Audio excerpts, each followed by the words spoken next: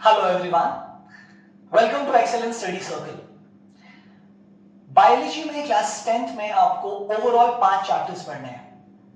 पहला चैप्टर है बच्चों लाइफ प्रोसेस, दूसरा चैप्टर है control and coordination, third chapter आपको जो टर्म 2 के सिलेबस का पार्ट है रिप्रोडक्शन है, जेनेटिक्स और इकोलॉजी है। तो लाइफ प्रोसेस से शुरू करेंगे एंड हम लोग पूरे सिलेबस को पढ़ेंगे यूट्यूब पे part by part. Life process को 4 पार्ट में डिवाइड किया गया है। लाइफ प्रोसेस में डाइजेस्टिव सिस्टम आएगा, उसके बाद रेस्पिरेटरी सिस्टम आएगा, एक्सक्रीटरी सिस्टम आएगा और सर्कुलेटरी सिस्टम आएगा। हर एक टॉपिक का अलग अलग वीडियो बनेगा। इस टॉपिक में हम लोग डाइजेस्टिव सिस्टम से शुरुआत कर रहे हैं, ठीक है ना। सो डाइजेस्टिव सिस्टम में हम लोगों को ये जानने की जरूरत है कि डाइजेस्टिव सिस्टम का जो पूरा प्रोसेस है दैट इज के खाना के डाइजेशन का, पाचन का जो पूरा प्रोसेस है वो किस तरह से होता है। हम लोग खाना खाते हैं, हमारा खाना हमारे डाइजेस्टिव ट्रैक्ट में, जिसको एलिमेंट्री कैनाल भी बोला जाता है, इसमें जाता है। कई घंटों तक हमारा फूड डाइजेस्ट होता रहता है और अल्टीमेटली हम लोगों को डाइजेस्टेड फूड से न्यूट्रिशन अब्सॉर्ब करने के बाद अनडाइजेस्टेड फूड बॉडी के बाहर एलिमिनेट कर दिया जाता है। तो ये पूरा प्रोसेस क्या है, कैसे है, इसको हम लोग समझने की कोशिश करते हैं, ठीक है। सबसे पहला पॉइंट आपको ये जानना है कि डाइजेशन की जरूरत या डाइजेशन का जो नीड है ये क्या है। हम लोग बच्चों न्यूट्रिशन जो भी कंज्यूम करते हैं वो complex form of food consume करते हैं। रोटी, चावल, बिस्किट, केक, ये सारी चीजें, फ्रूट्स, चॉकलेट्स, जो कुछ भी हम लोग खाते हैं ना, ये एक कॉम्प्लेक्स फॉर्म ऑफ फूड होता है। इस कॉम्प्लेक्स फॉर्म ऑफ फूड को ब्रेक करके इसको अब्सॉर्बेबल फॉर्म में कन्वर्ट करना, यही प्रोसेस है डाइजेशन का। समझते हैं अच्छे से। हम लोगों के बॉडी में जितने भी सेल्स हैं, हमारा पूरा बॉडी बहुत सारे सेल से बना है। ग्रुप ऑफ सेल को टिश्यूज कहते हैं। बहुत सारे टिश्यूज से जुड़ के ऑर्गन्स बनते हैं और बहुत से ऑर्गन कंपाइल होके एक ऑर्गन सिस्टम, एक ऑर्गेनिज्म में होते हैं, है ना।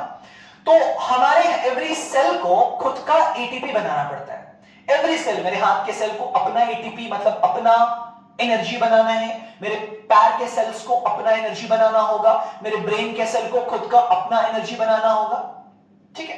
तो हर एक सेल को एनर्जी बनाने के लिए 2 रॉ मटेरियल्स चाहिए। सेल को एटीपी बनाने के लिए 2 रॉ मटेरियल्स की जरूरत है। पहला रॉ मटेरियल होता है बच्चों न्यूट्रिशन, और दूसरा रॉ मटेरियल होता है प्राइमरीली ऑक्सीजन। ये दो रॉ मटेरियल्स अगर सेल के अंदर पहुंच जाए तो सेल से एटीपी बना सकता है। Using these 2 raw materials ATP की फॉर्मेशन हो सकती है। ATP, I hope everyone knows, stands for adenosine triphosphate. Adenosine triphosphate. ATP is the currency of energy. हमारे बॉडी में कितनी एनर्जी है ये इस बात पे डिपेंडेंट है कि कितना एटीपी हमारा सेल बना पाता है, और सेल एटीपी कितना बना पाता है वो इस बात पे डिपेंडेंट है कि सेल के अंदर ये न्यूट्रिशन और ऑक्सीजन कितने अच्छे से पहुंच पाते हैं, ठीक है ना। तो न्यूट्रिशन और ऑक्सीजन सेल के अंदर पहुंचना है, ठीक है। ऑक्सीजन सेल के अंदर कैसे पहुंचेगा ये बातें रेस्पिरेटरी सिस्टम में करेंगे। न्यूट्रिशन सेल में कैसे पहुंचेगा, हमारा मुद्दा इस चैप्टर में ये है। न्यूट्रिशन सेल के अंदर तब पहुंच पाएगा जब न्यूट्रिशन बहुत सिंपल और बहुत छोटे मॉलिक्यूलर साइज में तोड़ा जाएगा।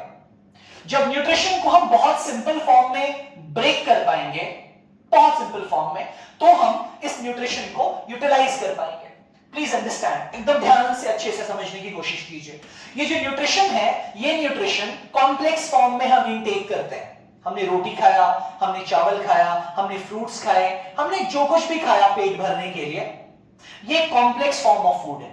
इस कॉम्प्लेक्स फॉर्म ऑफ फूड को ये हमारा डाइजेस्टिव सिस्टम ब्रेक करेगा। कितना छोटा, इतना छोटा कि वो सेल के अंदर घुस पाए। ओवरऑल टारगेट ये है कि न्यूट्रिशन को सेल के अंदर एंटर करवाना है, वहां ऑक्सीजन प्रेजेंट होगा और nutrition plus oxygen will undergo a chain of reaction, तो ताकि एटीपी बन पाएगा, ठीक है ना।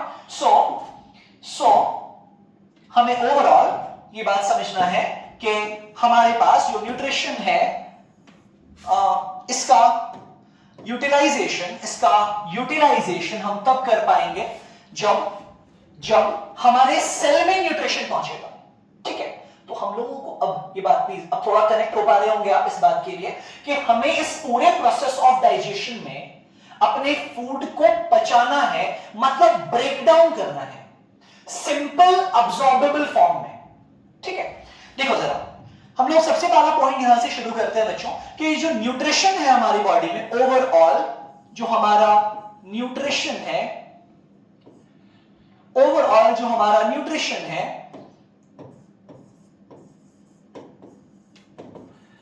ये दो फॉर्म में है, मतलब इसके दो फॉर्म्स हैं। एक फॉर्म है जिसको हम कहते हैं मैक्रोन्यूट्रिएंट,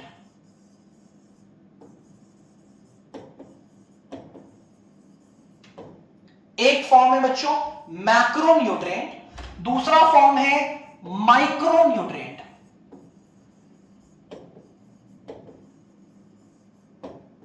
ठीक है, ओके। इस मैक्रोन्यूट्रिएंट में इंक्लूड होता है तीन फॉर्म ऑफ न्यूट्रिशन। पहला आता है कार्बोहाइड्रेट, दूसरा फॉर्म ऑफ न्यूट्रिशन है बच्चों प्रोटीन, और थर्ड फॉर्म ऑफ न्यूट्रिशन है फैट्स। इन तीनों को मैक्रोन्यूट्रिएंट बोला जाता है। ठीक है, और माइक्रोन्यूट्रिएंट में we have vitamins and minerals. ठीक है, तो प्लीज अंडरस्टैंड हमारे पास जितना भी फॉर्म ऑफ न्यूट्रिशन आएगा हमारी बॉडी में ये ओवरऑल इन 5 कैटेगरी में होगा। इसके अलावा वाटर होगा, इसके अलावा हम कोई फॉर्म ऑफ न्यूट्रिशन कंज्यूम नहीं करते।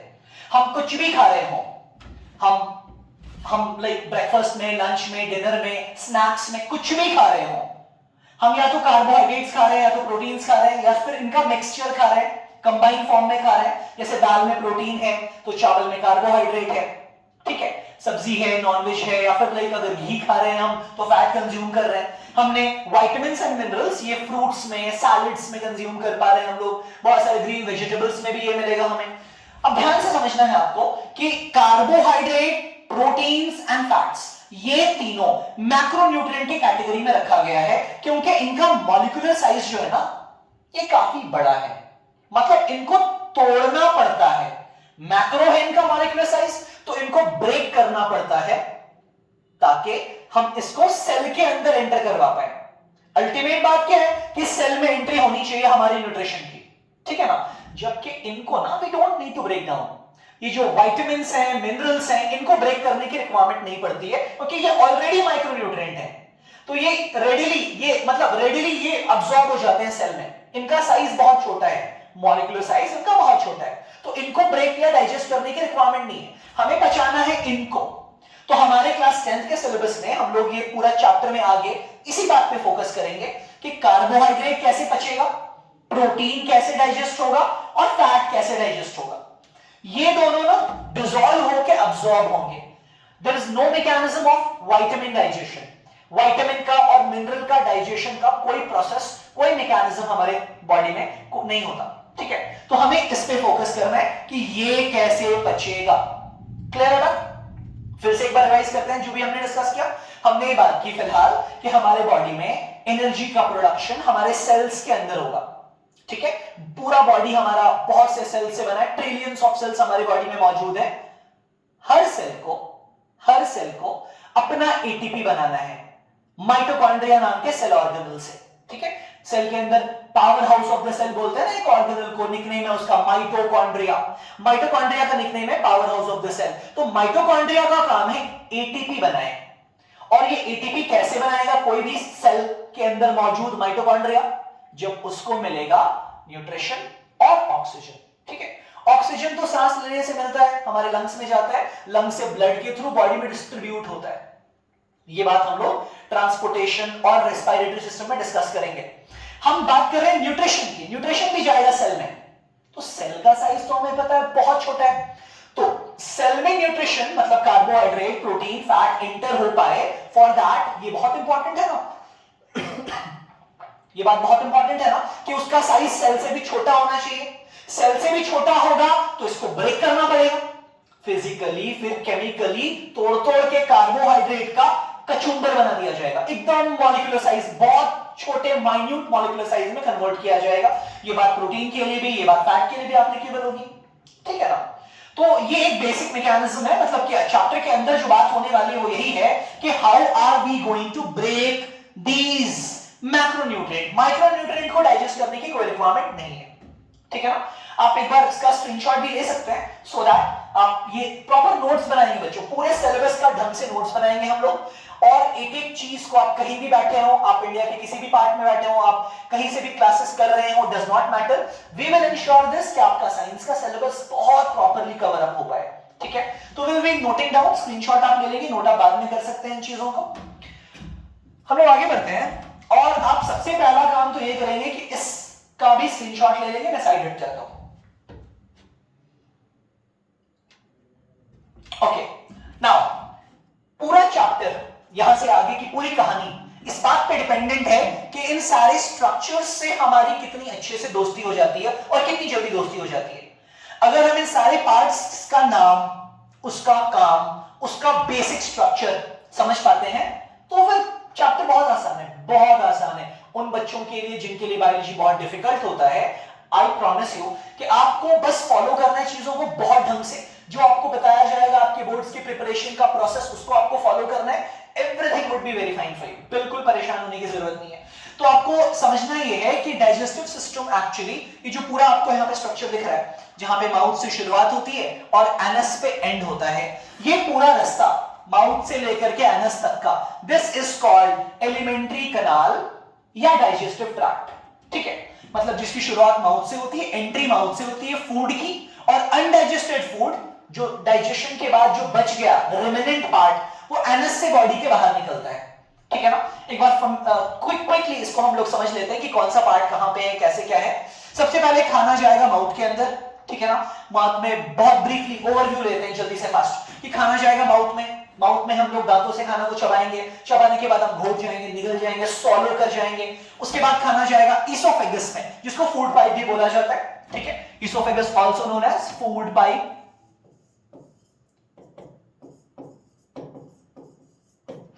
फूड पाइप से खाना आगे बढ़ता बढ़ता पहुंचेगा स्टमक में।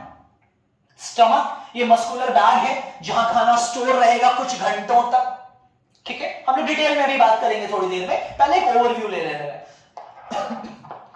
स्टमक, इसोफेगस से खाना गया स्टमक में, स्टमक के बाद खाना आगे बढ़ता बढ़ता, please follow the track, stomach से खाना बढ़ता बढ़ता स्मॉल इंटेस्टाइन में एंटर हो जाएगा, ठीक है। बीच में जितने ऑर्गन्स आ रहे हैं ना, यहां पे खाना नहीं घुसेगा, खाना लिवर में नहीं जाता, खाना गॉल ब्लैडर में एंटर नहीं होता, फूड हमारा पैंक्रिया में एंटर नहीं होता, खाना यहां से आगे बढ़ता बढ़ता बढ़ता बढ़ता बढ़ता बढ़ता कहां जाएगा, स्मॉल इंटेस्टाइन में जाएगा। स्मॉल इंटेस्टाइन में काफी वक्त तक खाना रहेगा। स्मॉल इंटेस्टाइन कहने को स्मॉल है, वो 7 मीटर लंबा है अप्रोक्सीमेटली, ठीक है। कितना, 7 मीटर लंबा। 1 मीटर ना, इतना ऑलमोस्ट इतना लेंथ होता है 1 मीटर का, ठीक है। इतना इंटू 7 कर लो तो आप समझ जाओगे कितना लंबा होता है स्मॉल इंटेस्टाइन। तो इस पूरे लेंथ में खाना ट्रैवल करते करते डाइजेस्ट हो जाएगा, अब्सॉर्ब होता जाएगा। उसके बाद अनडाइजेस्टेड खाना लार्ज इंटेस्टाइन में जाएगा, और लार्ज इंटेस्टाइन के बाद फिर ये लार्ज इंटेस्टाइन के बहुत सारे पार्ट हैं। वैसे तो लार्ज इंटेस्टाइन ये पूरा लेबल यहां पे किया नहीं है, बट देखो मैं एक बार लेबल कर देता हूं। यहां से शुरू होता है large intestine, this is large intestine.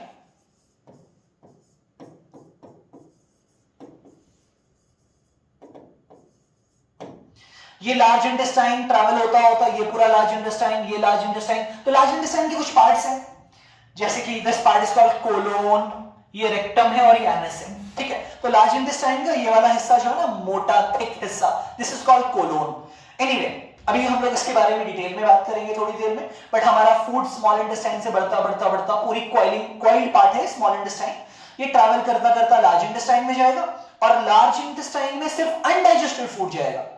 उसके बाद क्या होगा कि रेक्टम में स्टोर होगा अनडाइजेस्टेड फूड, और एनस से बॉडी के बाहर निकल जाएगा, ठीक है। लिवर क्या करेगा, पैंक्रिया क्या करेगा, गॉल ब्लैडर क्या करेगा, ये सारी बातें अभी हम लोग करेंगे, ठीक है ना। तो सबसे पहले शुरुआत करते हैं पार्ट बाय पार्ट कि फूड की एंट्री होगी बच्चों माउथ के अंदर, खाना जाएगा सबसे पहले माउथ में, ठीक है। तो लेट्स स्टार्ट दैट, और हम लोग इस डायग्राम पे बार बार आएंगे, ठीक है, just to make you familiar with the overall passage of the food. शुरू करते हैं, सबसे पहले माउथ में फूड की एंट्री होगी। माउथ के बारे में आपको फटाफट बेसिक बात करते चलेंगे कि माउथ के अंदर, जैसे हमने रोटी, ये एवरीडे का काम है हमारा, तो हम लोग बायोलॉजी तो बाकी सब्जेक्ट से ज्यादा रिलेट कर सकते हैं, इसमें हमें बहुत ज्यादा इमेजिनेशन नहीं करना पड़ता, ये तो प्रैक्टिकली हम फील कर रहे हैं एवरीडे कि हमने रोटी खाया, हमने चावल खाया, एवरीथिंग, फूड के बगैर कौन इंसान जिंदा रहेगा। तो हमें बायोलॉजी से जितना ज्यादा हमारे लाइफ में इम्बाइब्ड है बायोलॉजी, कंपैरेटिवली बाकी सब्जेक्ट से ज्यादा हम फील कर सकते हैं, उसको एकदम प्रैक्टिकली फील कर सकते हैं, है ना। तो चलो सबसे पहले बात ये कि माउथ के अंदर जाएगा जब फूड, तो माउथ में क्या क्या और भी पार्ट्स हैं, जरा उसके बारे में बात करते हैं। माउथ में टीथ प्रेजेंट है, बहुत सारे दांत हैं हमारे माउथ के अंदर, 32 टीथ है ओवरऑल, ठीक है। उसके बाद हमारे माउथ में टंग है, ठीक है। उसके अलावा हमारे माउथ में बहुत इंपॉर्टेंट एक स्ट्रक्चर है जिसका नाम है बच्चों सैलिवरी ग्लैंड्स, ठीक है। प्राइमरीली ये तीन चीजें हैं, प्राइमरीली, ठीक है। तो ये क्या क्या रोल प्ले करते हैं, लेट्स हैव अ डिस्कशन। सबसे पहले टीथ जो है ना, ये टोटल अपर जॉ में 16 है, लोअर जॉ में 16 है, 32 दांत है। डेंटल फॉर्मूला होता है एडल्ट में 2 1 2 3 अपॉन 2 1 2 3, जिसका मतलब है कि अपर हाफ साइड में 2 इंसाइजर है, एक कनाइन है, 2 प्रीमोलर है और 3 मोलर है, ठीक है। तो ये 8 ऊपर एक साइड, 8 ऊपर दूसरे साइड, टोटल 16 टीथ। यही बात नीचे भी 8 8, मतलब एक क्वाड्रेंट में अगर ओवरऑल हम अपने पूरे माउथ को, अपने दांतों को 4 पार्ट में डिवाइड करें, तो अपर और लोअर ये 2 हाफ हो गया, फिर अपर का राइट साइड सेंटर लाइन से 8 इधर 8 इधर, मतलब that is how the dental formula has been derived. तो हमें ये 2123/2123 एडल्ट का डेंटल फार्मूला है। और आपके ऐसी जानकारी के लिए बता दूं मैं 2 0 जस्ट अ मोमेंट, 2102 अपॉन 2102 ये चाइल्ड का डेंटल फार्मूला है, मतलब जो दूध के दांत होते हैं ना हमारे, तो उस ड्यूरेशन में जो हमारा डेंटल फार्मूला होता है, 20 दांत होते हैं वहां पे इन टोटल। ये हम लोग नोट कर सकते हैं just for like some additive information कि एडल्ट में टोटल डेंटल फार्मूला टोटल 32 दांत होते हैं और चाइल्ड में टोटल 20 दांत होते हैं, ठीक है। तो एनीवे हमारे लिए ये इंपॉर्टेंट है कि एक्चुअली में कि जो भी टीथ है ये सब मिलके क्या करते हैं, मैस्टिकेशन करते हैं, मतलब कि दांतों की मदद से हम फूड को च्यू कर पाते हैं, दांतों से खाना चबाया जा पाता है, मतलब खाने को फिजिकली छोटे छोटे पीसेस में तोड़ा जा सकता है। ये बहुत बड़ा काम है क्योंकि हम लोगों को ये डिस्कशन यही करना है ना कि एक्चुअली पूरा फूड हमारा ब्रेक डाउन कैसे होगा। तो उसकी शुरुआत होती है फिजिकल ब्रेकडाउन से, मतलब माउथ में दांतों से पहले खाना तोड़ा जा रहा है, उसके बाद एंजाइम उसको केमिकली भी तोड़ते हैं, ठीक है। तो टीथ से मैस्टिकेशन हुआ, टीथ से ओवरऑल क्या काम होगा, टीथ से बच्चों होगा मैस्टिकेशन,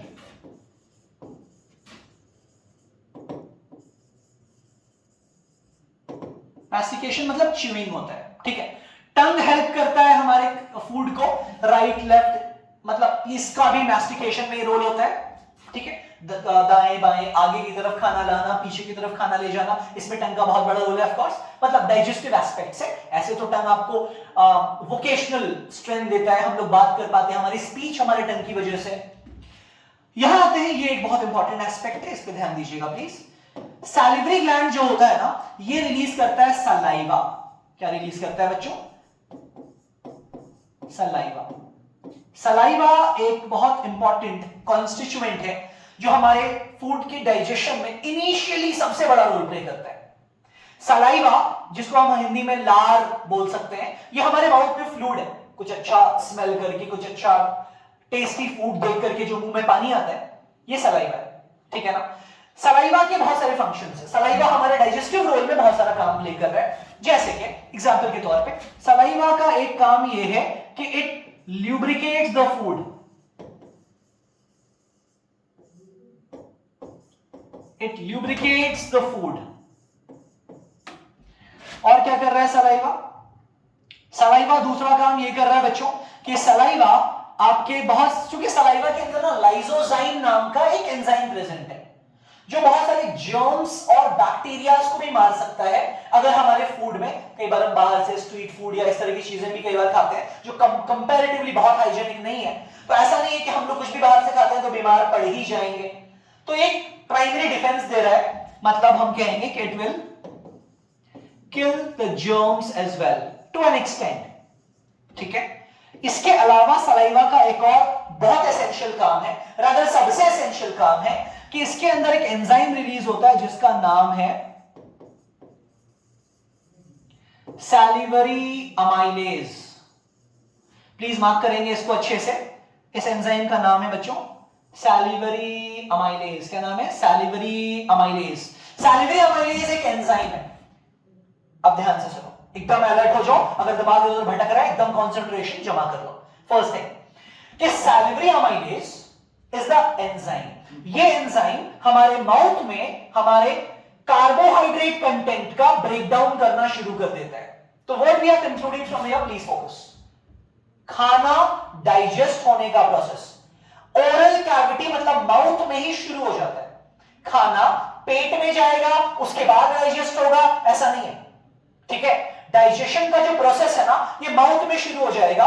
जितना अच्छे से चबा चबा के हम खाएंगे, जितना वक्त तक खाना हम अपने माउथ में रखेंगे, हमारा डाइजेशन उतना बेहतर होगा। सो ये कंक्लूड हुआ कि डाइजेशन का प्रोसेस माउथ में ही शुरू हो जाएगा। इट्स नॉट सो कि डाइजेशन एक्चुअली पेट में जाएगा, इंटेस्टाइन में जाएगा तब होगा। ठीक है, ठीक है ना? तो चलो इस बात को समझते हैं कि सलाइवा के तीन काम हुए। ल्यूब्रिकेट्स मतलब होता है कि ये स्लिपरी बना देता है खाना को, हमें घोटना, हमें स्वलो करना आसान बना देता है। अगर हमारा सलाइवा अच्छे से रिलीज नहीं होगा ना, मुंह सूखा सूखा होगा, तो आपको ना हर निवाले के साथ, हर थोड़ा सा खाने के बाद थोड़ा सा पानी पीना पड़ सकता है ताकि आप आसानी से घोट सके। तो सलाइवा का रोल है ल्यूब्रिकेशन ऑफ फूड ताकि इजी स्वलो हो सके। सलाइवा का काम है जर्म्स वगैरह को मार देगा टू एन एक्सटेंट। और सबसे जरूरी कि सलाइवा में एक एंजाइम है जिसका नाम है salivary amylase. Saliva salivary gland से रिलीज होता है। ठीक है ना? सैलिवरी ग्लैंड के बारे में जल्दी से बहुत ब्रीफली बात कर लेते हैं। सैलिवरी ग्लैंड जो है बच्चों, ये हमारे माउथ के अंदर, हमारे ओरल कैविटी में टोटल 3 पेयर्स होते हैं। 3 पेयर ऑफ सैलिवरी ग्लैंड है हमारे माउथ के अंदर। ठीक है, मतलब टोटल 6 इन नंबर। इनका नाम हम लोग अगर जान ले तो अच्छा है। सैलिवरी ग्लैंड जो है, मैं यहां नाम लिख देता हूं जरा इनका। First salivary gland, I think white use कर लेते हैं स्क्रीन विजिबिलिटी के लिए। सैलिवरी ग्लैंड में पहला नाम है parotid gland. Please note down करेंगे ये सब आप। Parotid gland is the first gland. ठीक है, दूसरा ग्लैंड है बच्चों सब लिंगुअल ग्लैंड। ठीक है, और तीसरा ग्लैंड होता है सब मैंडिबुलर ग्लैंड।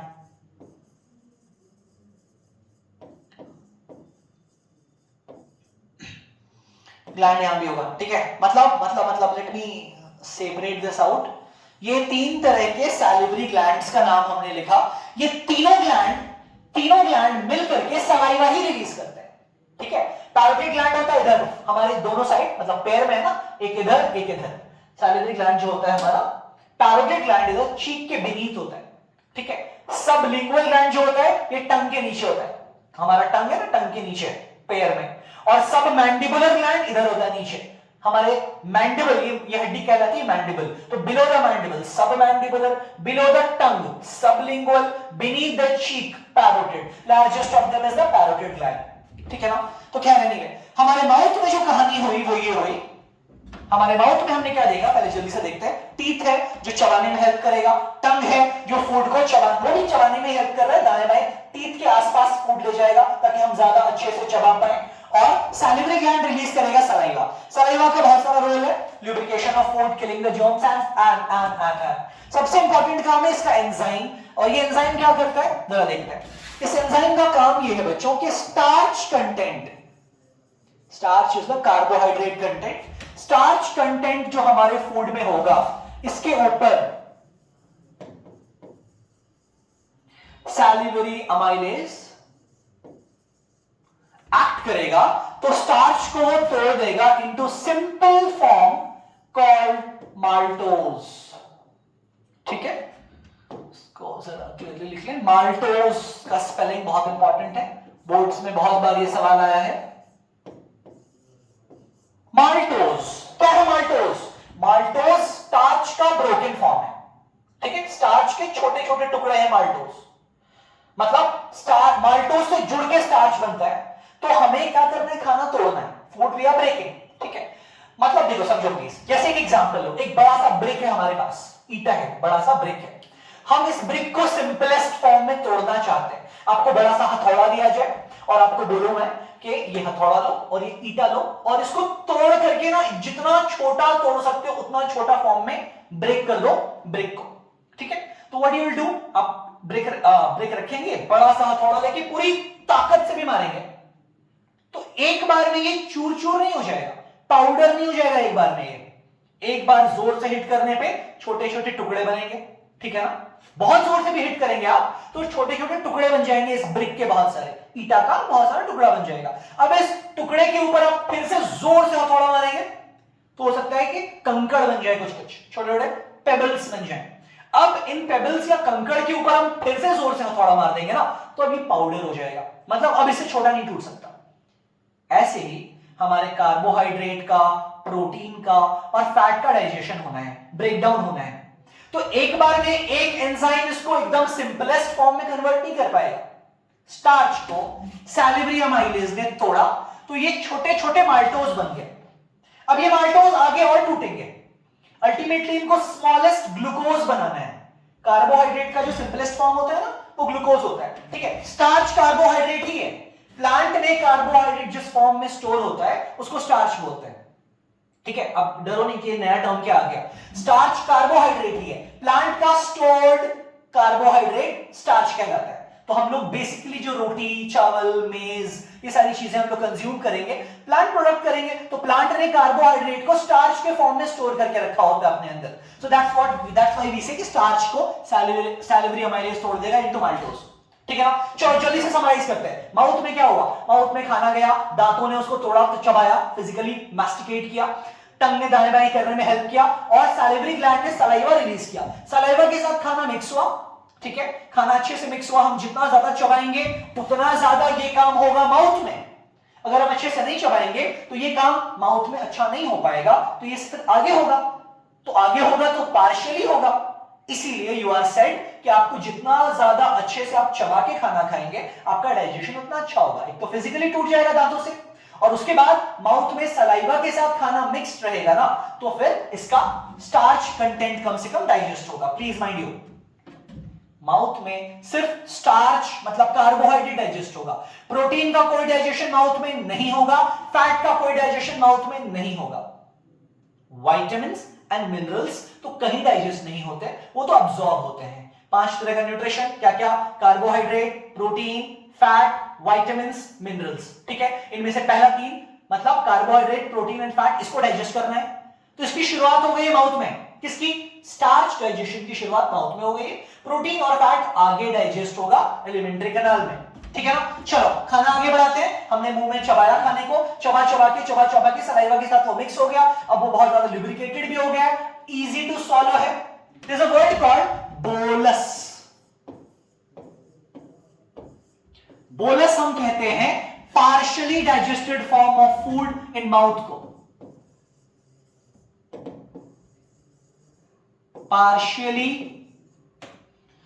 partially digested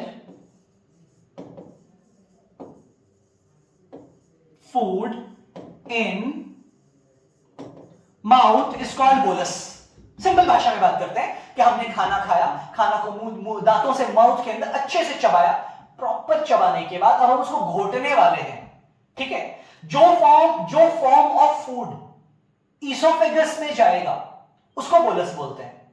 पेट के अंदर बोलस नाम का पार्शियली डाइजेस्टेड फूड गया। पार्शियली मतलब आधा अधूरा, पार्शियल डाइजेशन हो गया ना, ये स्टार्च तो माल्टोज में टूट गया तो इसको पार्शियल डाइजेस्टेड बोलेंगे। ठीक है ना, तो हम स्वॉलो जो फॉर्म ऑफ फूड को करेंगे ना दैट्स कॉल्ड बोलस। ठीक है ना, चलो बोलस के बाद खाना आगे बढ़ेगा। वापस एक बड़े ग्राम में आते हैं। देखो गौर से, अभी खाना माउथ में था, माउथ में डाइजेशन मतलब सॉरी माउथ में मैस्टिकेशन हुआ, चबाया गया खाना, चबा चबा के अब हम उसको सॉलो करने जा रहे हैं। अब ये बोलस बन गया और बोलस में कार्बोहाइड्रेट का डाइजेशन हो गया। अब ये फूड जाएगा ईसोफेगस में, ठीक है। ईसोफेगस मतलब फूड पाइप, ईसोफेगस में फूड जाएगा। ईसोफेगस एक मस्कुलर स्ट्रक्चर है, इसमें डाइजेशन का कोई प्रोसेस नहीं होगा, लेकिन खाना यहां से नीचे जाएगा इनटू द स्टमक। कैसे जाएगा? By a movement of contraction and relaxation. मान लो ये ईसोफेगस है, ठीक है ना, मान लो ईसोफेगस है, लंबा सा पाइप है मस्कुलर, तो होता क्या है कि इसके walls contract relax contract relax contract relax करते करते करते करते फूड को ऊपर से नीचे की तरफ लेके जाते हैं। इस प्रोसेस का नाम है पेरिस्टालसिस। क्या नाम है? पेरिस्टालसिस। तो ओवरऑल ईसोफेगस में क्या होगा, मतलब माउथ के बाद हमारा दूसरा ऑर्गन आ रहा है ईसोफेगस। ईसोफेगस में just what happens is this, पहला पॉइंट कि ये एक मस्कुलर ट्यूब है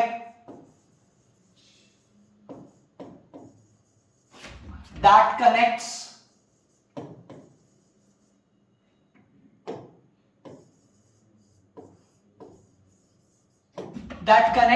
mouth and stomach.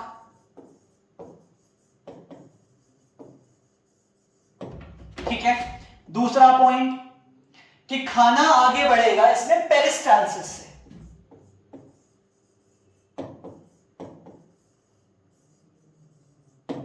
ठीक है, कैसे? पेरिस्टालसिस से। What is peristalsis?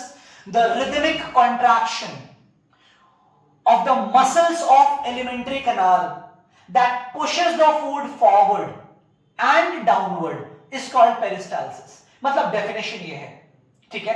आम भाषा में समझा जाए तो कंट्रैक्शन ऑफ द ट्यूब, मतलब यहां कंट्रैक्शन होते होते होते खाना नीचे जा रहा है, मतलब यहां तो फूड पाइप मतलब ईसोफेगस में तो नीचे जा रहा है, बट इंटेस्टाइन में तो ऐसे ऐसे भी खाना आगे बढ़ रहा है ना, तो वहां पे भी पेरिस्टालसिस होता है। तो पेरिस्टालसिस नाम का एक्टिविटी ईसोफेगस में होगा।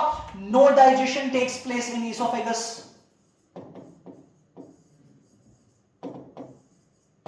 ठीक है। अब ईसोफेगस से खाना कहां पहुंच गया? स्टमक।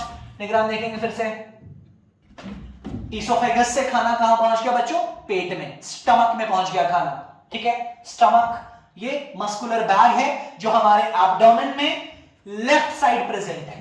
ठीक है, एब्डोमेन में लेफ्ट साइड प्रेजेंट है, इधर प्रेजेंट है, इस साइड एब्डोमेन है, इस साइड एब्डोमेन में स्टमक है, राइट साइड लिवर, ये रहा लिवर, ये रहा स्टमक।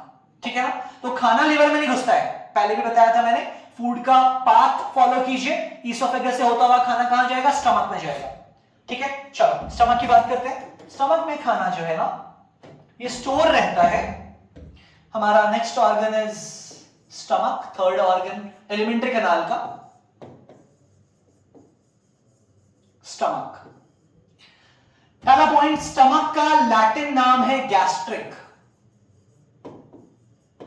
गैस्ट्रिक बोलते हैं हम लोग लैटिन भाषा में स्टमक को। मतलब जहां पे भी वर्ड आप गैस्ट्रिक सुनते हैं, अब से आपके दिमाग में एक क्लिक होना चाहिए कि स्टमक के बारे में बात हो रही है। ठीक है, ध्यान से सुनो। स्टमक ये यहां बना लेते हैं जरा, ये रहा हमारा ईसोफेगस, ये रहा ऐसा कुछ स्टमक हमारा जो नीचे जाकर के स्मॉल इंटेस्टाइन में जुड़ जाता है। ठीक है, रफली इधर है हमारा लिवर, ये रहा गॉल ब्लैडर लिवर में, लिवर के ऊपर जहां स्टोरेज होगा, इसकी बात करेंगे अभी थोड़ी देर के बाद। ये स्टमक है हमारा, खाना ईसोफेगस से आया, इसके अंदर स्टोर हो जाएगा कुछ घंटों के लिए। ठीक है, ध्यान से सुनो। स्टमक की जो दीवार है ना, ये जो वॉल्स ऑफ स्टमक है, अभी बताया ना कि गैस्ट्रिक बोलेंगे हम लोग स्टमक को, ध्यान से अच्छे से समझो कि ये जो वॉल है स्टमक का, इस पे ना बहुत सारे छोटे छोटे ग्लैंड्स प्रेजेंट होते हैं। ठीक है, दीवारों पे ना ग्लैंड्स प्रेजेंट होते हैं स्टमक के वॉल्स पे, जिनको हम लोग बोलते हैं गैस्ट्रिक ग्लैंड्स। गैस्ट्रिक ग्लैंड से सिक्रीशन जो आता है ये स्टमक के अंदर आ जाता है, इस सिक्रीशन को बोलते हैं गैस्ट्रिक जूस। ठीक है, पेट का नाम गैस्ट्रिक, पेट की दीवार पे जो छोटे छोटे ग्लैंड हैं, ग्लैंड मतलब ग्लैंड आर दो स्ट्रक्चर्स जिसके अंदर कोई केमिकल, कोई कंपाउंड सिंथेसाइज होता हो और वहां से सिक्रीट भी होता हो। ठीक है, तो गैस्ट्रिक ग्लैंड है यहां पे, गैस्ट्रिक ग्लैंड का सिक्रेशन कहलाता है गैस्ट्रिक जूस, और गैस्ट्रिक जूस यहां से आने वाले फूड, इसोफेगस से जो खाना आया है इसके ऊपर एक्ट करता है। ठीक है, ध्यान से समझो अच्छे से प्लीज। गैस्ट्रिक जूस का कंपोनेंट क्या क्या होता है? गैस्ट्रिक जूस में पाया जाता है 3 कंपोनेंट। एक होता है HCl, हाइड्रोक्लोरिक एसिड। दूसरा होता है बच्चों, दूसरा होता है इसके अंदर present certain quantity of mucus, और तीसरा होता है एंजाइम। 2 एंजाइम इसमें प्रेजेंट होते हैं। एक एंजाइम का नाम है पेप्सिन, दूसरे एंजाइम का नाम है रेनिन। ठीक है, pepsin and rennin, PEPSIN pepsin, RENNIN rennin. Mind you, हमने अभी माउथ में एक एंजाइम के बारे में पढ़ा था जिसका नाम क्या है? Salivary amylase. माउथ में पहला एंजाइम वो था पूरे डाइजेस्टिव प्रोसेस के लिए। स्टमक में ना 2 एंजाइम्स हैं, एक है पेप्सिन, दूसरा है रेनिन। ठीक है, टोटल 3 एंजाइम हो चुके हैं। स्टमक के अंदर खाने के ऊपर 2 एंजाइम रिलीज होंगे। पेप्सिन प्राइमरी एंजाइम है, रेनिन एक्चुअली ये छोटे बच्चों में ज्यादा रिलीज होता है जब हम ग्रो अप होना शुरू हो जाते हैं। एडल्ट्स में रेनिन धीरे धीरे करके खत्म हो जाता है। छोटे बच्चे जो मिल्क डिपेंडेंट होते हैं इनिशियली, मदर्स मिल्क पे, बाद में जब वो थोड़े बड़े होते हैं तो फिर लाइक और भी वो मिल्क सोर्सेस पे डिपेंडेंट होते हैं, तो जब वो अनाज खाना शुरू करते हैं ना, थोड़ा थोड़ा रोटी चावल खाना स्टार्ट करते हैं, सेरेलैक फैरेक्स ये सब खाना शुरू करते हैं, तो फिर उनका रेनिन धीरे धीरे करके घटना शुरू हो जाता है और वक्त के साथ बंद हो जाता है, तो प्राइमरी पेप्सिन रह जाता है। बट एनीवे हम लोगों को भी नाम में शामिल रखना है इसको। पेप्सिन रेनिन स्टमक से रिलीज होगा, फूड के ऊपर एक्ट करेगा, खाना पचाएगा। अब क्या करना है, ध्यान से समझो अच्छे से बात।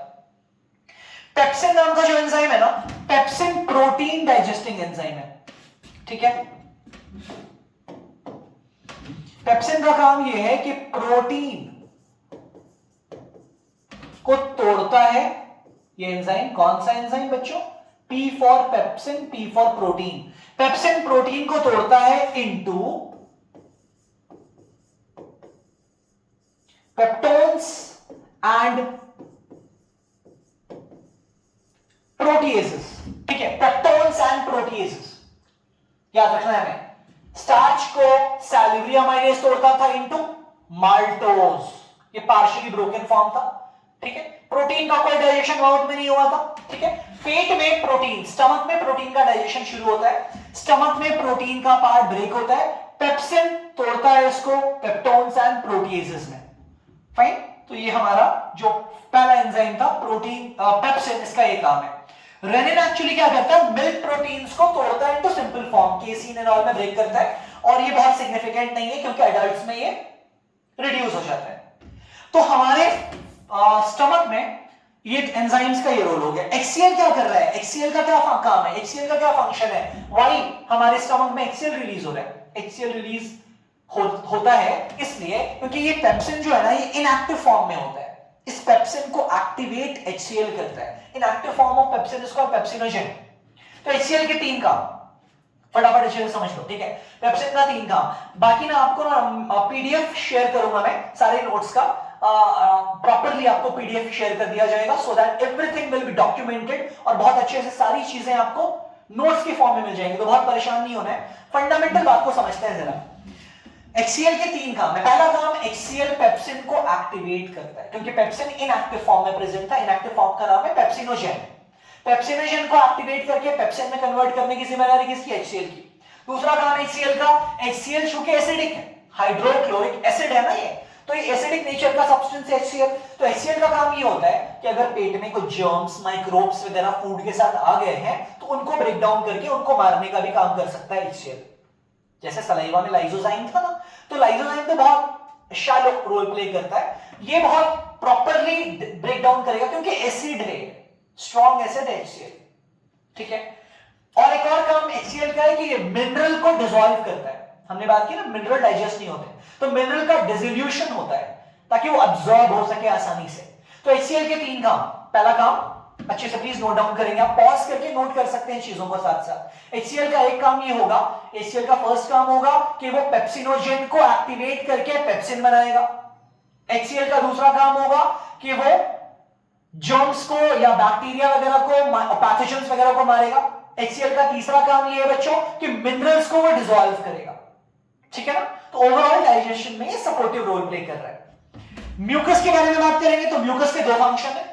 पहला काम म्यूकस का ये है, म्यूकस क्या है? म्यूकस ना एक्चुअली सिक्रीटरी सब्सटेंसेस है जो हमारे एलिमेंट्री कैनाल के गॉबलेट सेल से रिलीज होते हैं। ये थिक स्लाइमी फ्लूइड है, स्लिपरी फ्लूइड है, ये हमारे पूरे एलिमेंट्री कैनाल में प्रेजेंट है और यही खाने को इजी पैसेज प्रोवाइड करता है ताकि स्लिप होता हुआ खाना आगे बढ़ता रहे एलिमेंट्री कैनाल में। तो एक काम ये हो गया कि lubricates the food for the easy passage. Mucus saliva में भी था, इसीलिए सलाइवा का भी काम था lubrication of food. But stomach में और इंटेस्टाइन में ज्यादा क्वांटिटी में म्यूकस मिलेगा। म्यूकस का दूसरा बहुत इंपॉर्टेंट काम समझो, ये जो HCl है ना, ये तो एसिड है, तो ये तो हमारे स्टमक को भी जला सकता है ना? रिलीज हो रहा है पेट में, तो वॉल्स ऑफ स्टमक को भी तो बर्निंग सेंसेशन दे सकता है, अल्सरेशन कॉज कर सकता है, कभी कभी करता भी है। अगर बहुत वक्त तक हम खाना नहीं खा रहे हो, बहुत लंबे टाइम तक हम भूखे रहेंगे और हमारे आसपास खाना बन रहा हो या खाना का स्मेल आ रहा हो हमारे खुद हम लोगों को, तो व्हाट वी डू कि लाइक व्हाट हैपेंस एक्चुअली कि हमारे माउथ में सलाइवा रिलीज होना शुरू होता है। सलाइवा को हम स्वॉलो करते हैं, तो खाली पेट में अगर HCl रिलीज हुआ ना तो ये पेट के वॉल्स को इरोड भी करता है, कोरोड भी करता है। तो म्यूकस का काम ये है कि HCl के एसिडिक इफेक्ट से वॉल्स ऑफ स्टमक को बचाए। 2 काम म्यूकस का, पहला काम ल्यूब्रिकेशन करे फूड का ताकि इजीली स्लिपरी फॉर्म में पैसेज हो सके फूड का।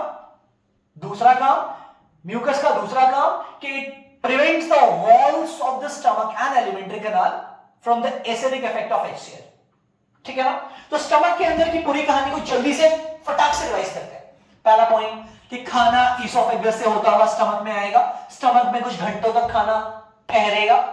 ठीक है, पानी वानी भी हम पिएंगे तो फिर लाइक वो थोड़े टाइम तक रहेगा। आपसे बोला जाता है ना कि खाना खाने के तुरंत बाद पानी नहीं पिया करो। व्हाट हैपेंस अगर खाना खाने के जस्ट बाद हम बहुत सारा पानी पी लेंगे, कहां जाएगा सब पानी? पेट में तो जाएगा। ये जो एंजाइम है ना, ये डाइल्यूट हो जाएंगे, ये एंजाइम का इफेक्ट कम हो जाएगा। जो प्रॉपर गाढ़ा एंजाइम रिलीज हो रहा है पानी के साथ मिक्स होगा तो डाइल्यूट हो जाएगा। डाइल्यूट हो जाएगा तो इसका डाइजेस्टिव एफिशिएंसी कम हो जाएगा, तो हमारा खाना बहुत अच्छे से डाइजेस्ट नहीं हो पाएगा। ठीक है ना? तो पेप्सिन का रोल ये होगा बच्चों कि पेप्सिन प्रोटीन डाइजेशन कर रहा है, प्रोटीन को तोड़ रहा है इनटू पेप्टोन्स एंड प्रोटीएजेस। ये अभी पूरा डाइजेशन नहीं हुआ है, ये फाइनल प्रोडक्ट नहीं है प्रोटीन के डाइजेशन का, ये पार्शियली टूटा है और टूटेगा भी आगे। ठीक है, रेनिन छोटे बच्चों में पाया जाता है, मिल्क डाइजेशन में प्राइमरी रोल प्ले करता है। फाइनल डाइजेशन जो हुआ हमारे स्टमक में फूड का, उसके बाद इसका जो फॉर्म बनता है that is given a term called crime, CHYME, that's called crime. Let me remind you, mouth में पार्शियली डाइजेस्टेड फूड को हमने टर्म क्या दिया था? बोलस। बोलस, ठीक है ना? काइम क्या है? Chyme is the partially digested food in the stomach.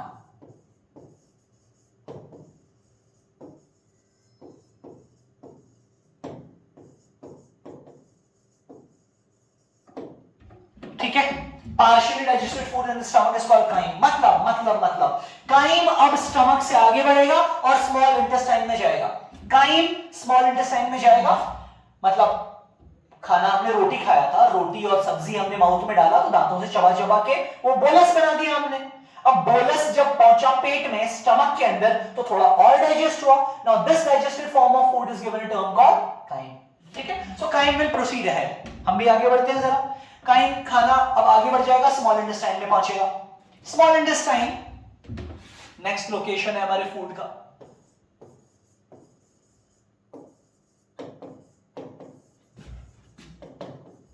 Small intestine के बारे में पहला point, this is the site for complete digestion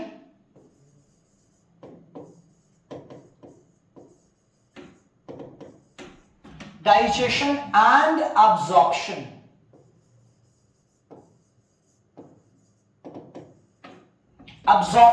of food।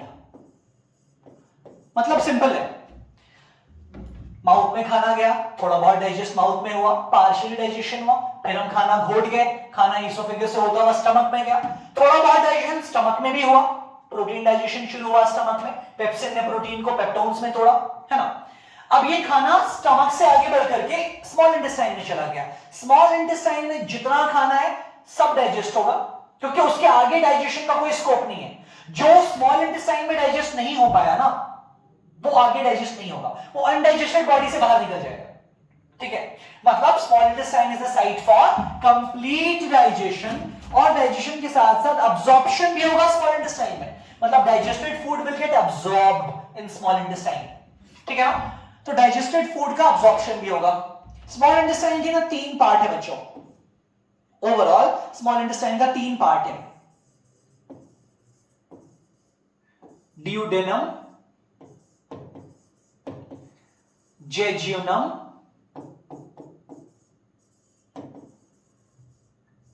Ilium. देखो ध्यान से सुनो, duodenum, jejunum and ileum are the 3 parts of small intestine. मैं बनाने की कोशिश करता हूं वापस से, ठीक है। यहां पे एक छोटा सा पार्ट बनाते हैं दोबारा।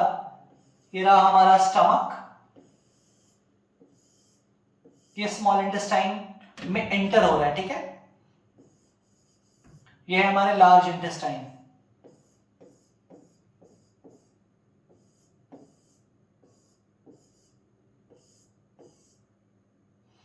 ये जो स्मॉल इंटेस्टाइन है ना, ये अंदर अंदर बहुत एक्सटेंसिवली कॉइल्ड है,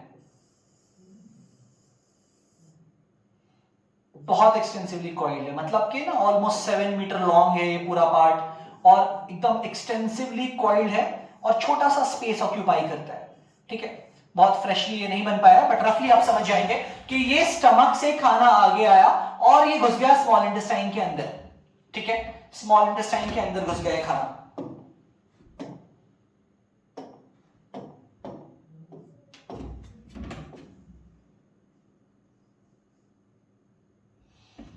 ठीक है। सो रफली अंडरस्टैंड करेंगे कि ये रहा पैसेज ऑफ फूड, ये खाना ऐसे बढ़ते बढ़ते बढ़ते बढ़ते बढ़ते बढ़ते कहां घुस गया, स्मॉल इंटेस्टाइन में घुस गया, ये पूरा अंदर डाइजेस्ट हुआ। अब यहां पे सुनो, बहुत काम की बात, बहुत इंपॉर्टेंट बात, इधर प्रेजेंट है लिवर, ऐसा स्ट्रक्चर है लिवर रफली, और ये रहा गॉल ब्लैडर, ठीक है। स्मॉल इंटेस्टाइन में ना यहीं से लिवर कनेक्टेड है, मतलब अभी मैं समझा रहा हूं, ध्यान से सुनो। और ये रहा हमारा पैंक्रिया जो स्टमक के नीचे है, दोनों बहुत वाइटल ऑर्गन है, प्लीज ध्यान से सुनिएगा। ये रहा लिवर, ये रहा पैंक्रिया। लिवर के अंदर बनता है बाइल जूस, क्या बनता है, बाइल जूस, जो स्टोर होता है गॉल ब्लैडर में, ये रहा gall bladder. Bile juice liver में बनता जरूर है, बट स्टोर होता है यहां गॉल ब्लैडर के अंदर, और गॉल ब्लैडर से ये सिक्रीट होता जाके फूड में मिक्स होता है, ठीक है। पैंक्रिया बनाता है पैंक्रेटिक जूस, और पैंक्रेटिक जूस भी आकर के यहां पे फूड में मिक्स होगा, मतलब काइम जो आया ना यहां से, स्टमक से काइम आया है, अब काइम के ऊपर इधर से आएगा बाइल जूस और इधर से आएगा पैंक्रेटिक जूस, और पूरा मिक्स हो जाएगा। ये लास्ट साइट है डाइजेशन का, ठीक है। जल्दी से फटाफट खत्म कर रहे हैं हम लोग इस बात को। ये फूड जो स्टमक से आगे बढ़ करके आ रहा है, जो एंटर करेगा duodenum of the small intestine. तो देखो 7 मीटर लंबा स्ट्रक्चर स्मॉल इंटेस्टाइन का, इनिशियल पार्ट मतलब कि वो पार्ट जो स्मॉल इंटेस्टाइन से जुड़ा हुआ था, दैट्स कॉल्ड ड्यूडेनम। बीच वाला पार्ट को कहते हैं हम लोग जेजुनम, और आखिरी हिस्सा ये जो जाके लार्ज इंटेस्टाइन में जुड़ता है ना, ये स्मॉल इंटेस्टाइन का last part, this is called ileum, this is called ileum, ठीक है। इस डायग्राम में देखेंगे जरा अच्छे से, थोड़ा देखो यहां थोड़ा सा ये क्लियरली बनाया स्मॉल इंटेस्टाइन कि ये खाना हमारा स्टमक से आगे आएगा, खाने के ऊपर इधर से गॉल ब्लैडर बाइल डाल देगा फूड के ऊपर, इधर से पैंक्रिया पैंक्रेटिक जूस डाल देगा, ठीक है। पैंक्रिया भी ग्लैंड है, पैंक्रिया क्या डाल देगा, पैंक्रेटिक जूस, पैंक्रिया क्या डाल देगा, पैंक्रेटिक जूस, और गॉल ब्लैडर से क्या आएगा बच्चों, bile juice. Gastric juice stomach में रिलीज हुआ था, बाइल जूस लिवर में बनेगा, गॉल ब्लैडर में स्टोर हो रहा है, और पैंक्रेटिक जूस पैंक्रिया में बनता है और ये फूड के ऊपर आ जाएगा, ठीक है ना। प्लीज थोड़ा सा पेशेंस रखिए, everything will be very clear to you in a moment. तो यहां से बेसिक फंडामेंटल बात ये हमने सब सीखा है, अभी अभी अभी सब क्लियर हो जाएगा, थोड़ा सा पेशेंस रखो। पहले बात करते हैं बाइल के बारे में।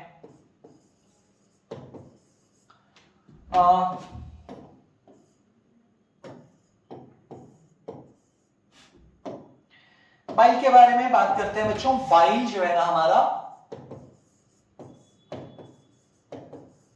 ये बाइल सॉल्ट से मिलके बनता है। इसके बारे में क्या क्या जानते हैं हम लोग? इसके बारे में हमें ये सीखना है कि प्रोड्यूस्ड बाय लिवर, ठीक है, stored in gall bladder,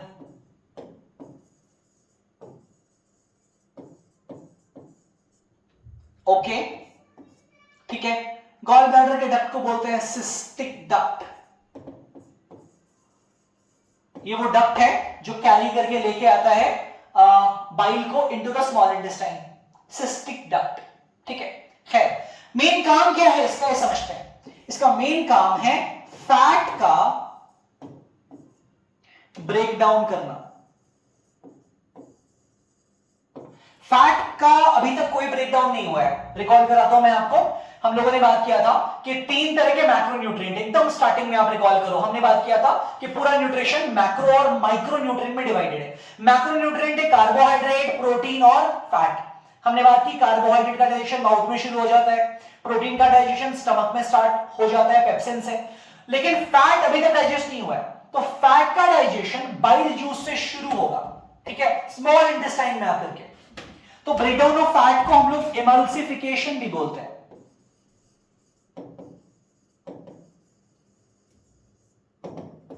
emulsification of fat, breakdown of fat, ये काम कौन करता है? Bile juice.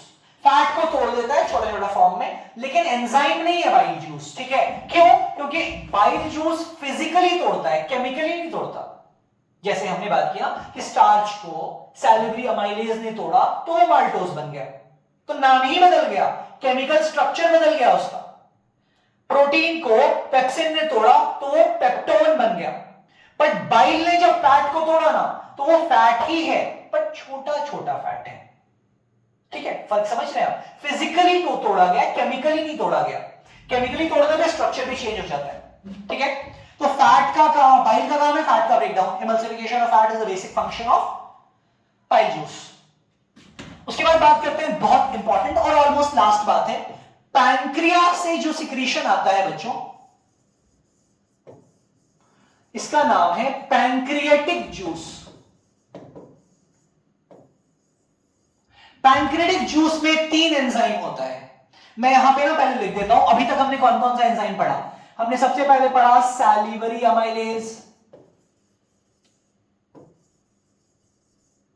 कहां रिलीज होता है? माउथ में, सलाइवा के अंदर। दूसरा एंजाइम का नाम हमने पढ़ा था पेप्सिन, कहां से रिलीज होता है? गैस्ट्रिक ग्लैंड से रिलीज होता है, गैस्ट्रिक जूस का पार्ट है। तीसरा रेनिन, ये भी गैस्ट्रिक जूस में प्रेजेंट है। अब हम अगला 3 एंजाइम पढ़ने यहां पे जा रहे हैं, और इसके बाद मतलब टोटल 6 एंजाइम पढ़ना है क्लास 10th में आपको, दैट्स ऑल। यहां पे मतलब मैं नंबर 4 लिख दे रहा हूं। ऐसे तो पैंक्रियाटिक जूस का नंबर 1 है, बट इस सीक्वेंस में चूंकि हम लोगों को याद रह पाए ये बात, let me write it number 4, an enzyme called trypsin is released by pancreas. There is another enzyme which is called lipase is released by the pancreatic juice, and the last one is called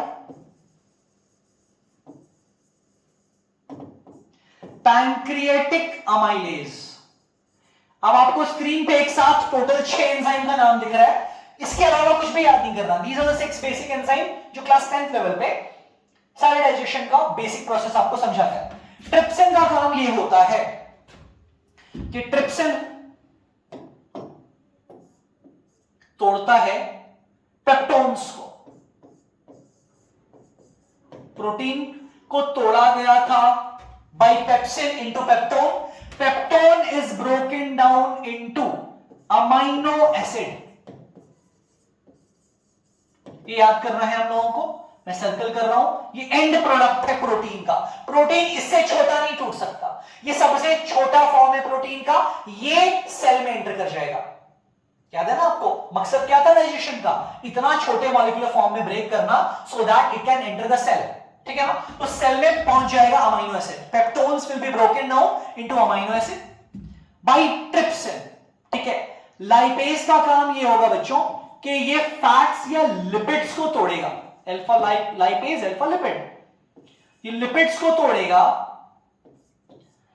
into, देखो lipid या fat एक ही बात है, fat को छोटे छोटे टुकड़ों में बाइल जूस ने तोड़ा था, अब ये छोटे छोटे लिपिड या फैट को लाइपेज ब्रेक कर देगा into fatty acids plus glycerol. Fatty acid and glycerol में ये फाइनल प्रोडक्ट है फैट का, फैट इससे छोटा नहीं टूट सकता।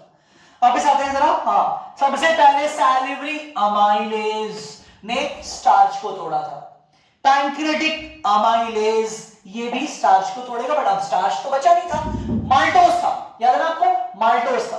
तो ध्यान से देखेंगे जरा कि पैंक्रेटिक अमाइलेज का काम ये होगा कि this will break down the maltose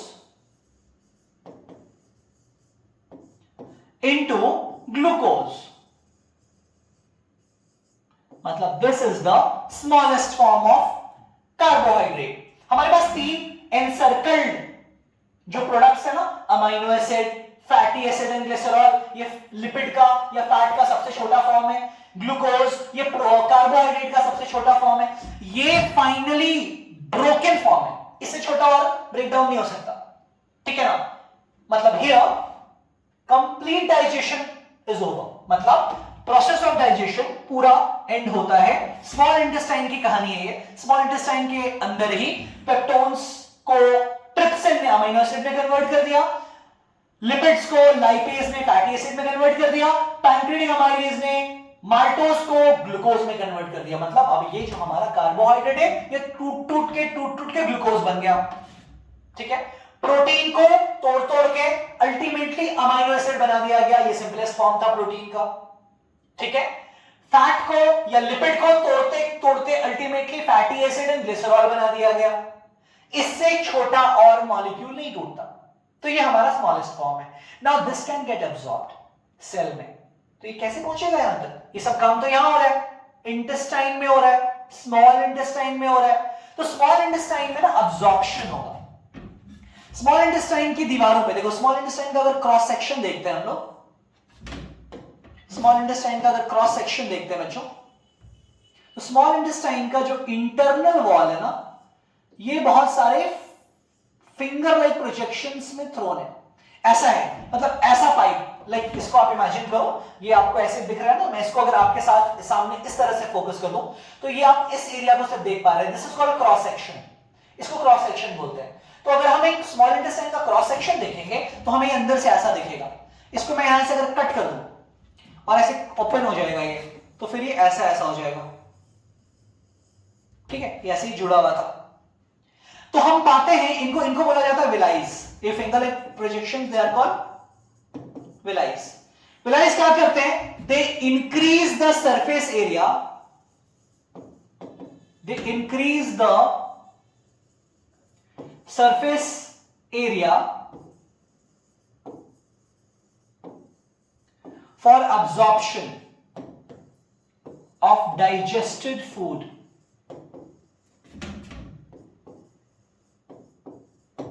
ठीक है, bear with my handwriting, I hope आप पढ़ पा रहे हो। Increase the surface area for the absorption of digested food is the function of villi। ये क्या है भाई, ये है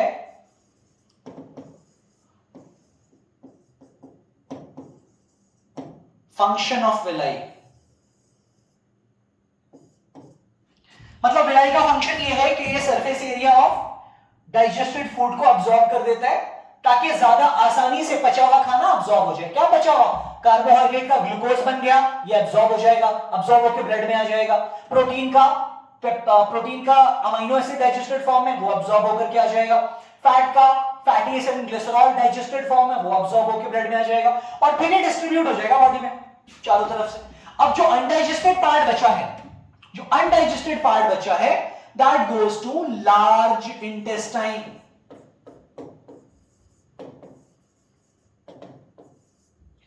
लार्ज इंटेस्टाइन में पहला पॉइंट के नो डाइजेशन टेक्स प्लेस, जितना डाइजेशन होना था स्मॉल इंटेस्टाइन में हो जाएगा। नेक्स्ट पॉइंट,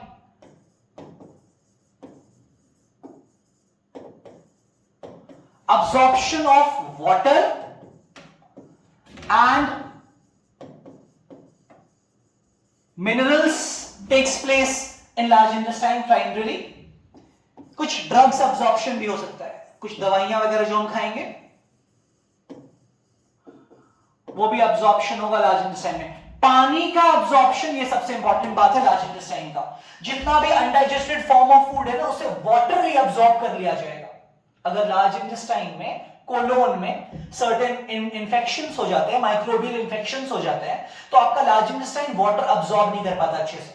और अगर लार्ज इंटेस्टाइन वाटर अब्सॉर्ब नहीं कर पाएगा तो that leads to a condition called loose motion और डायरिया, जिसमें बहुत सारा पानी अनडाइजेस्टेड फूड के साथ बॉडी के बाहर निकलता है।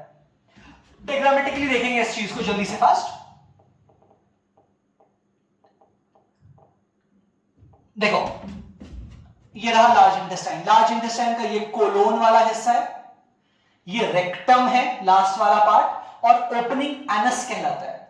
ओपनिंग ऑफ रेक्टम या ओपनिंग ऑफ लार्ज इंटेस्टाइन को एनस बोलते हैं।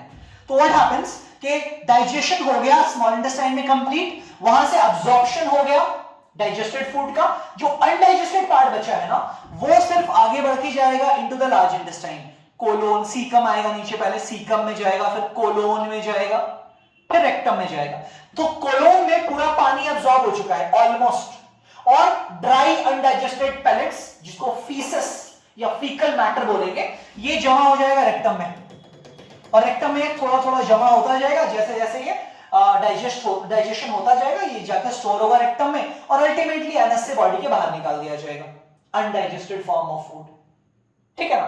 तो ओवरऑल बात क्या थी? माउथ में खाना आया, दांतों से चबाया गया, चबाने के बाद हमने उसको सॉलो किया, सॉलो करने के बाद वो इसोफेगस में गया, इसोफेगस में पेरिस्टाल्सिस से खाना बढ़ते बढ़ते स्टमक में आया, स्टमक में खाना कुछ घंटों तक स्टोर रहता है, स्टमक की दीवारों से, ग्लैंड से, गैस्ट्रिक ग्लैंड से गैस्ट्रिक जूस रिलीज हुआ। गैस्ट्रिक जूस में HCl था, म्यूकस था, और पेप्सिन और रेनिन, दो एंजाइम थे। फूड कुछ घंटों तक यहां रहा, और फूड में प्रोटीन का डाइजेशन स्टमक में शुरू होता है। ठीक है? पार्शियल डाइजेशन के बाद ये स्टमक से काइम नाम का फॉर्म ऑफ फूड आगे बढ़ा, स्मॉल इंटेस्टाइन में पहुंचा। स्मॉल इंटेस्टाइन का तीन पार्ट है, duodenum, jejunum, ileum. Duodenum is the initial part. Duodenum में बाइल जूस आया गॉल ब्लैडर से, पैंक्रियाटिक जूस आया पैंक्रिया से, वो फूड के साथ मिक्स हुआ, और ये खाना आगे बढ़ते बढ़ते स्मॉल ड्यूडेनम से जेजुनम में गया, जेजुनम से इलियम में गया। इसी दौरान पूरा डाइजेशन कंप्लीट हुआ। ठीक है? और डाइजेस्टेड फूड अब्सॉर्ब होता गया साथ साथ। अब ये जो अनडाइजेस्टेड पार्ट बचा था स्मॉल इंटेस्टाइन का, 7 मीटर लंबा डिस्टेंस ट्रैवल करने के बाद ये चला जाएगा into the large intestine. Large intestine में अनडाइजेस्टेड फूड से वाटर अब्सॉर्प्शन हो जाएगा। ठीक है? और फिर वो थोड़ा वाटर अब्सॉर्ब होते होते होते अल्टीमेटली लार्ज इंटेस्टाइन में, रेक्टम में जाकर के सब जमा हो जाएगा, जितना भी ड्राई मैटर है अनडाइजेस्टेड फूड का, जो एनस से बाहर निकल जाएगा। Fine enough? ये पूरा जो प्रोसेस है बच्चों, ये जो पूरा प्रोसेस है हमारा, इस पूरे प्रोसेस को हम लोग 5 स्टेप पे डिवाइड कर सकते हैं। अगर हम बात करते हैं स्टेप्स ऑफ न्यूट्रिशन एनिमल्स में या अपने ह्यूमन में, तो ये 5 स्टेप में आता है। सबसे पहले हमने क्या किया? फूड का इंटेक किया, that's called ingestion of food. उसके बाद क्या हुआ? फूड जब इंजेस्ट किया हमने तो उसको पचाया, ब्रेक डाउन किया फिजिकली, केमिकली, एंजाइम की मदद से, दिस इज कॉल्ड डाइजेशन। जब डाइजेशन हो गया तो डाइजेशन के बाद डाइजेस्टेड फूड को अब्सॉर्ब किया गया स्मॉल इंटेस्टाइन में by a process called absorption. Absorption के बाद जो अब्सॉर्ब्ड फूड था ये ब्लड में आ गया, और ब्लड चूंकि सर्कुलेटिंग फ्लूइड है पूरे बॉडी में डिस्ट्रीब्यूट हो जाता है। मेरे हाथों में भी ब्लड पहुंचा, मेरे पैरों में भी ब्लड पहुंचा, मेरे फेस में, ब्रेन में, हर जगह ब्लड पहुंचा न्यूट्रिशन लेकर के। This process is called assimilation. और उसके बाद फाइनली ये तो अब्सॉर्ब फूड का एसिमिलेशन हुआ। जो अब्सॉर्ब हो गया था, जो अनडाइजेस्टेड रह गया था स्मॉल इंटेस्टाइन में, वो लार्ज इंटेस्टाइन में गया। लार्ज इंटेस्टाइन से वाटर अब्सॉर्ब होने के बाद अल्टीमेटली वो बॉडी से बाहर निकाला जाएगा फीकल एक्सक्रीटा या फीसिस के फॉर्म में, by a process called egestion of the food.